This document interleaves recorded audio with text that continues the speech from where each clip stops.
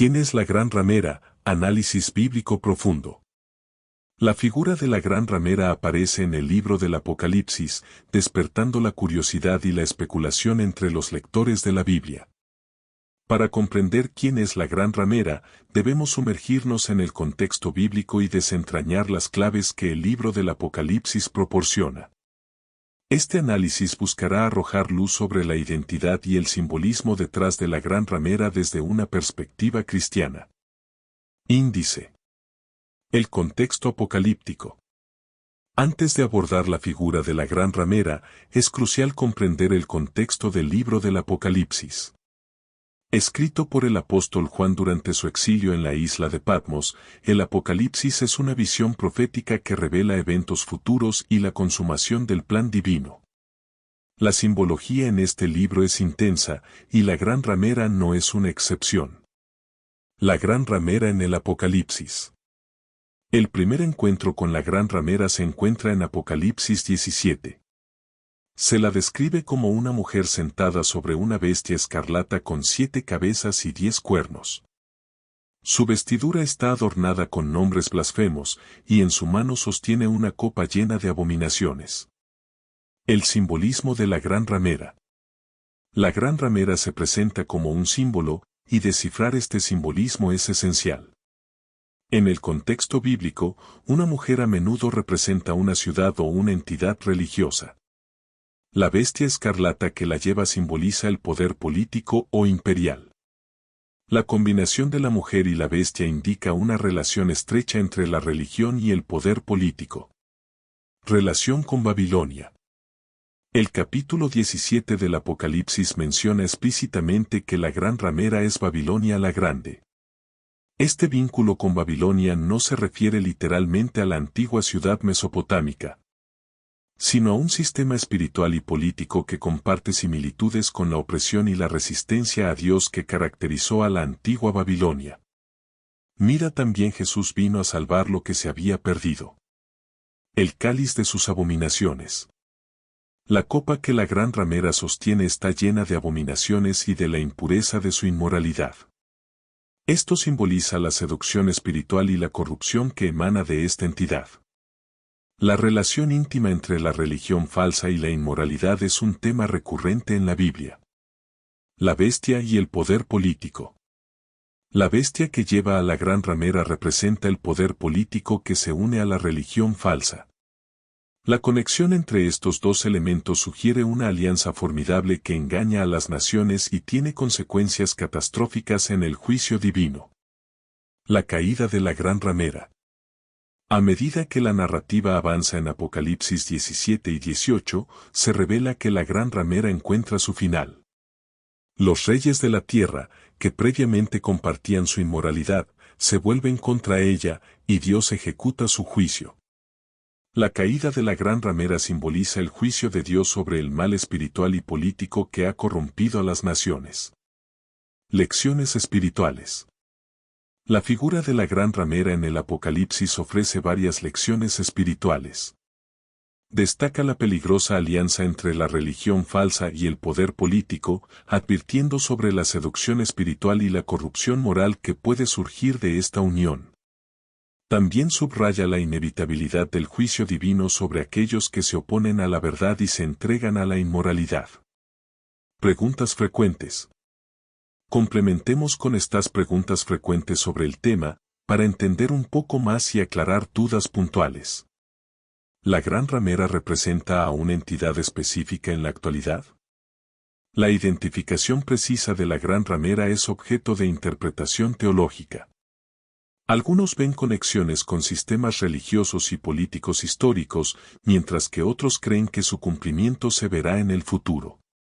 Las 7 plagas de Egipto, un relato de juicio divino. 2. ¿Por qué se menciona que la gran ramera tiene un cáliz de abominaciones? El cáliz de abominaciones simboliza la corrupción espiritual y moral que esta entidad difunde. Representa la 3. ¿La caída de la gran ramera significa el fin del mal en el mundo? La caída de la gran ramera en el Apocalipsis es un evento específico dentro de la narrativa bíblica y simboliza el juicio divino sobre el mal. Sin embargo, el Apocalipsis también presenta eventos futuros que culminarán en la erradicación final del mal. 4. ¿Cómo podemos aplicar las lecciones de la Gran Ramera en nuestra vida espiritual? Las lecciones de la Gran Ramera nos instan a mantenernos fieles a la verdad bíblica y a evitar cualquier alianza peligrosa entre la fe y el poder terrenal. También nos recuerda la importancia de resistir la seducción espiritual y la corrupción moral. 5. ¿La Gran Ramera tiene alguna conexión con la Iglesia? La relación entre la Gran Ramera y la Iglesia es objeto de debate teológico. Algunos interpretan que la Gran Ramera representa una forma corrompida de religión, mientras que otros ven esta figura como separada de la verdadera Iglesia de Cristo. 6. ¿Cómo discernir entre la verdadera fe y la seducción espiritual? Discernir entre la verdadera fe y la seducción espiritual implica conocer la palabra de Dios, buscar la dirección del Espíritu Santo y evaluar las enseñanzas a la luz de la verdad bíblica. La oración y el estudio de la Biblia son fundamentales.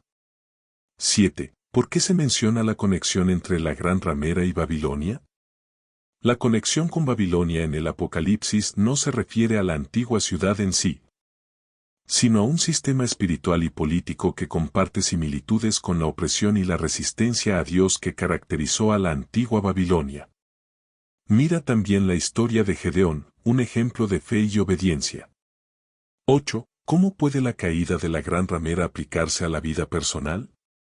La caída de la Gran Ramera puede aplicarse personalmente al rechazar la seducción espiritual y la corrupción moral en nuestras vidas. Nos llama a buscar la pureza y la fidelidad a la verdad bíblica. 9. ¿Qué significa la alianza entre la religión falsa y el poder político? La alianza entre la religión falsa y el poder político simboliza una combinación peligrosa que puede conducir a la seducción espiritual y a la corrupción moral a nivel nacional e internacional.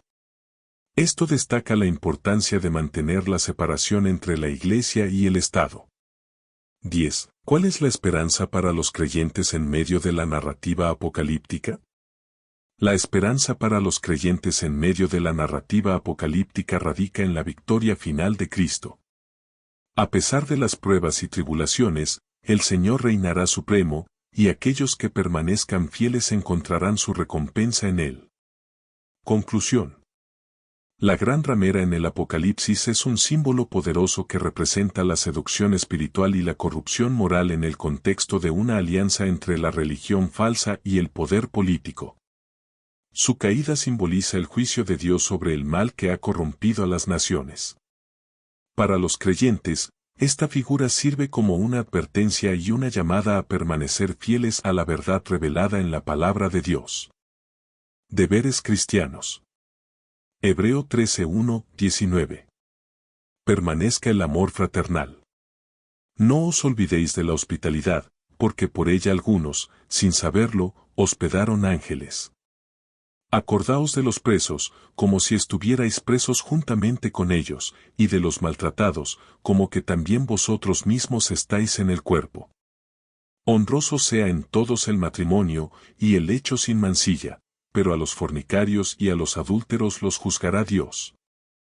5. Sean vuestras costumbres sin avaricia, contentos con lo que tenéis ahora, porque Él dijo, no te desampararé, ni te dejaré, de manera que podemos decir confiadamente. El Señor es mi ayudador, no temeré. Lo que me pueda hacer el hombre.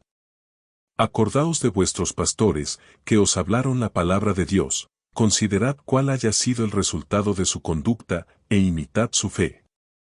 Jesucristo es el mismo ayer, y hoy, y por los siglos. No os dejéis llevar de doctrinas diversas y extrañas, porque buena cosa es afirmar el corazón con la gracia, no con viandas, que nunca aprovecharon a los que se han ocupado de ellas.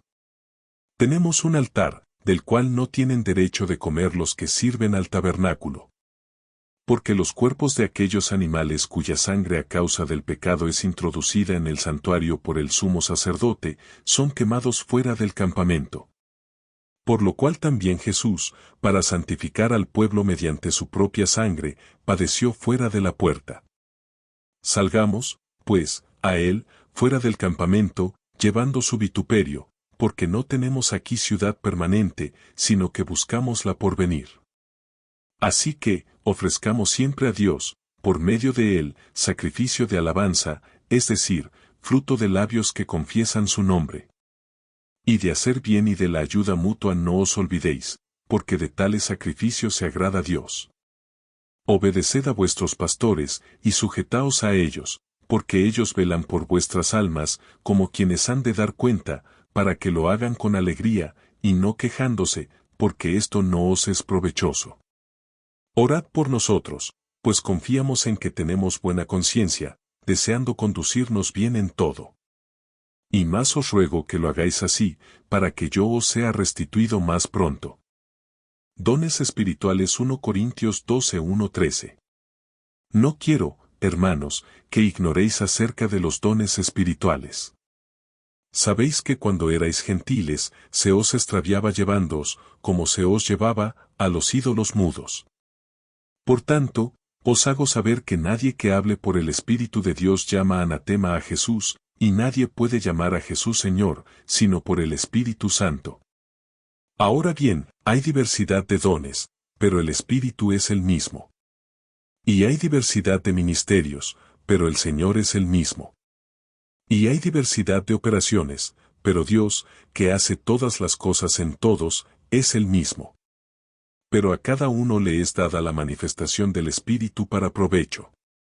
Porque a éste es dada por el Espíritu palabra de sabiduría, a otro, palabra de ciencia según el mismo Espíritu, a otro, fe por el mismo Espíritu, y a otro, dones de sanidades por el mismo Espíritu.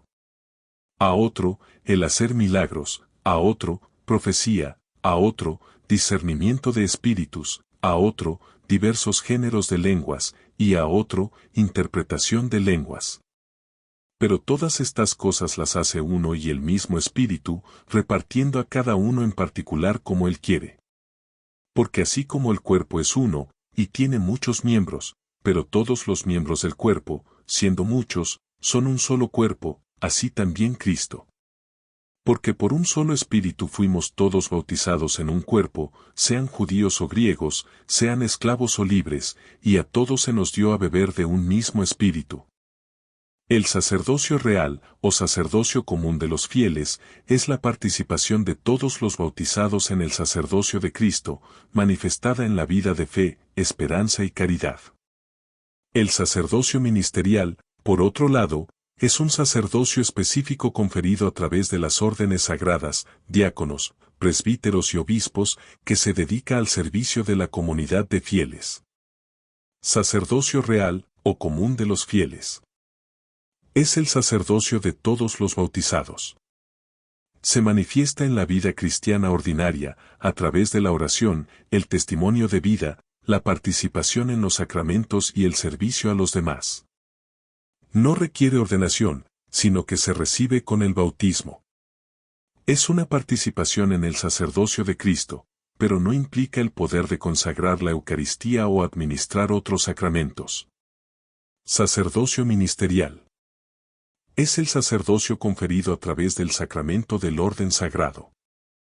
Implica un poder sagrado para realizar funciones litúrgicas y pastorales específicas. Los sacerdotes ministeriales actúan en nombre de Cristo y al servicio de la comunidad de fieles. Entre sus funciones se encuentra la celebración de la Eucaristía, la confesión de pecados, la predicación, la administración de otros sacramentos y el gobierno pastoral de la Iglesia. Diferencias clave. Origen. El sacerdocio real se recibe con el bautismo, mientras que el sacerdocio ministerial se recibe a través de la ordenación. Funciones. El sacerdocio real se manifiesta en la vida cristiana ordinaria, mientras que el sacerdocio ministerial implica funciones litúrgicas y pastorales específicas. Naturaleza. El sacerdocio real es una participación en el sacerdocio de Cristo, mientras que el sacerdocio ministerial es una configuración especial de la persona con Cristo para el servicio de la Iglesia. En resumen, ambos sacerdocios son importantes y complementarios, y están al servicio de la misión de la Iglesia. El sacerdocio real en la vida de fe de cada cristiano y el sacerdocio ministerial en la guía pastoral de la comunidad. Jesús acusa a escribas y fariseos y los llama: ¡ay de vosotros, escribas y fariseos, hipócritas! Mateo 23, 13-36. Entonces habló Jesús a la gente y a sus discípulos, diciendo: en la cátedra de Moisés se sientan los escribas y los fariseos. Así que, todo lo que os digan que guardéis, guardadlo y hacedlo, mas no hagáis conforme a sus obras, porque dicen, y no hacen. Porque atan cargas pesadas y difíciles de llevar, y las ponen sobre los hombros de los hombres, pero ellos ni con un dedo quieren moverlas. Antes, hacen todas sus obras para ser vistos por los hombres. Pues ensanchan sus filacterias, y extienden los flecos de sus mantos, y aman los primeros asientos en las cenas, y las primeras sillas en las sinagogas, y las salutaciones en las plazas, y que los hombres los llamen, Rabí, Rabí. Pero vosotros no queráis que os llamen Rabí, porque uno es vuestro Maestro, el Cristo, y todos vosotros sois hermanos. Y no llaméis Padre vuestro a nadie en la tierra, porque uno es vuestro Padre, el que está en los cielos.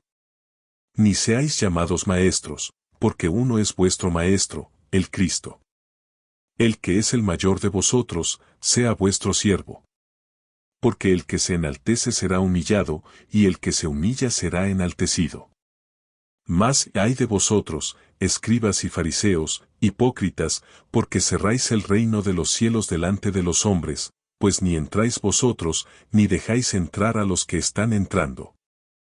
Ay de vosotros, escribas y fariseos, hipócritas, porque devoráis las casas de las viudas, y como pretexto hacéis largas oraciones, por esto recibiréis mayor condenación. Ay de vosotros, escribas y fariseos, hipócritas, porque recorréis mar y tierra para hacer un prosélito, y una vez hecho, le hacéis 2 veces más hijo del infierno que vosotros. Ay de vosotros, guías ciegos, que decís, si alguno jura por el templo, no es nada, pero si alguno jura por el oro del templo, es deudor. Insensatos y ciegos, porque ¿cuál es mayor, el oro, o el templo que santifica al oro? También decís, si alguno jura por el altar, no es nada, pero si alguno jura por la ofrenda que está sobre él, es deudor. Necios y ciegos, porque ¿cuál es mayor, la ofrenda, o el altar que santifica la ofrenda? Pues el que jura por el altar, jura por él, y por todo lo que está sobre él, y el que jura por el templo, jura por él, y por el que lo habita, y el que jura por el cielo, jura por el trono de Dios, y por aquel que está sentado en él. Ay de vosotros, escribas y fariseos, hipócritas, porque diezmáis la menta y el eneldo y el comino, y dejáis lo más importante de la ley, la justicia, la misericordia y la fe. Esto era necesario hacer, sin dejar de hacer aquello. Guías ciegos, que coláis el mosquito, y tragáis el camello. Ay de vosotros, escribas y fariseos, hipócritas, porque limpiáis lo de fuera del vaso y del plato, pero por dentro estáis llenos de robo y de injusticia. Fariseo ciego. Limpia primero lo de dentro del vaso y del plato, para que también lo de fuera sea limpio. Ay de vosotros, escribas y fariseos, hipócritas, porque sois semejantes a sepulcros blanqueados, que por fuera, a la verdad, se muestran hermosos, mas por dentro están llenos de huesos de muertos y de toda inmundicia. Así también vosotros por fuera, a la verdad, os mostráis justos a los hombres, pero por dentro estáis llenos de hipocresía e iniquidad. Ay de vosotros, escribas y fariseos, hipócritas, porque edificáis los sepulcros de los profetas, y adornáis los monumentos de los justos, y decís, si hubiésemos vivido en los días de nuestros padres, no hubiéramos sido sus cómplices en la sangre de los profetas. Así que dais testimonio contra vosotros mismos, de que sois hijos de aquellos que mataron a los profetas. Vosotros también llenad la medida de vuestros padres. Serpientes, generación de víboras. ¿Cómo escaparéis de la condenación del infierno?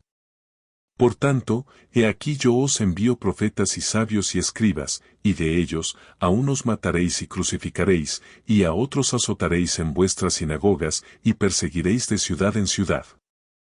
Para que venga sobre vosotros toda la sangre justa que se ha derramado sobre la tierra, desde la sangre de Abel el justo hasta la sangre de Zacarías hijo de Berequías, a quien matasteis entre el templo y el altar. De cierto os digo que todo esto vendrá sobre esta generación.